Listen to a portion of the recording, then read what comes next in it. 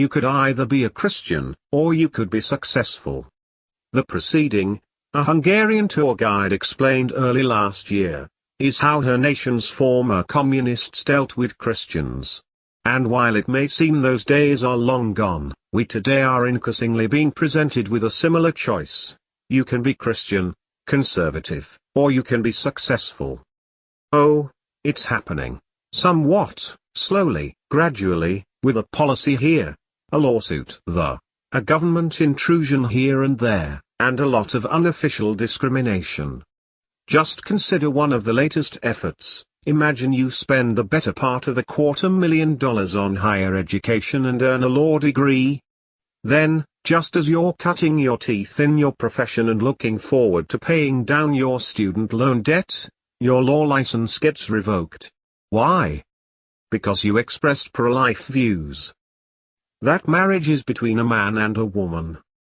Proclaimed that adopting a gender identity doesn't actually change you from one into the other.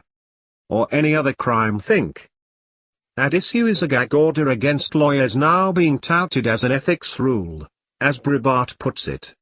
The site continues.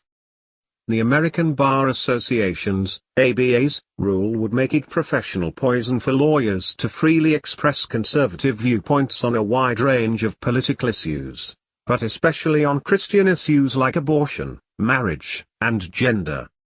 ABA Model Rule 8.4g makes it a violation of legal ethics, meaning the lawyer could lose his professional license if he manifests bias on issues of sexual orientation, gender identity, and socioeconomic status, among other issues like race and sex.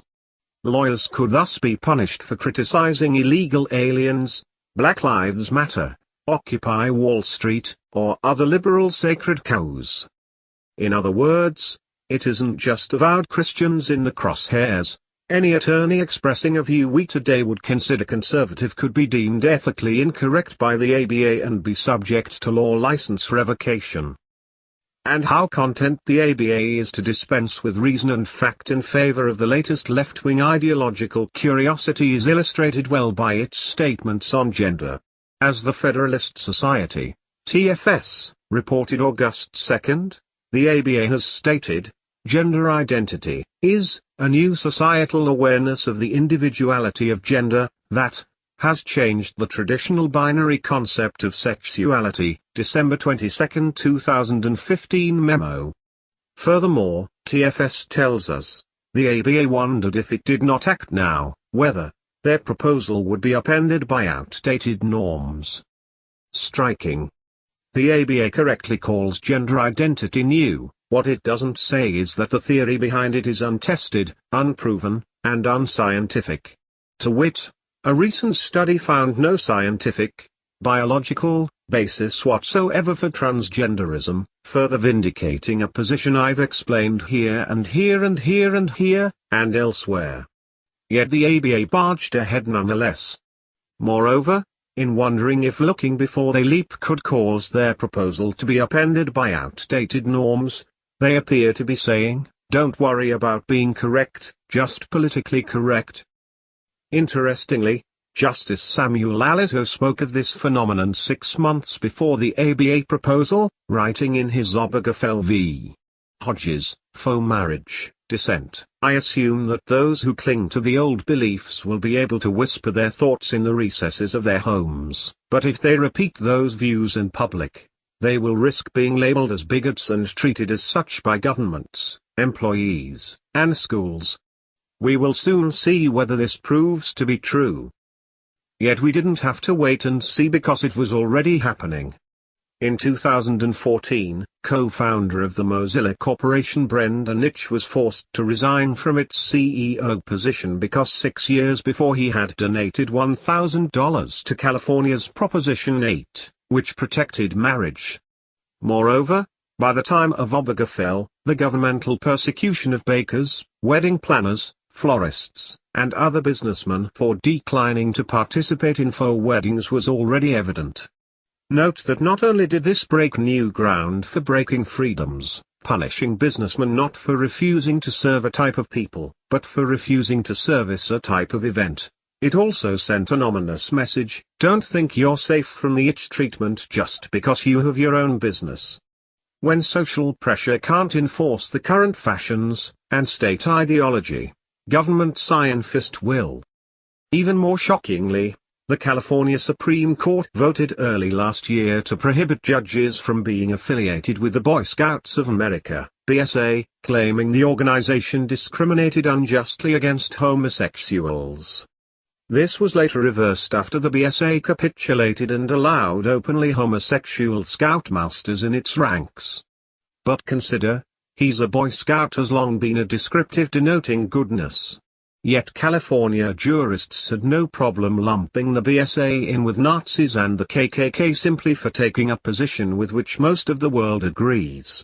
Note, California judges are nonetheless allowed to be members of La Raza, the race. And the Machiavellian millstones of tyranny grind on.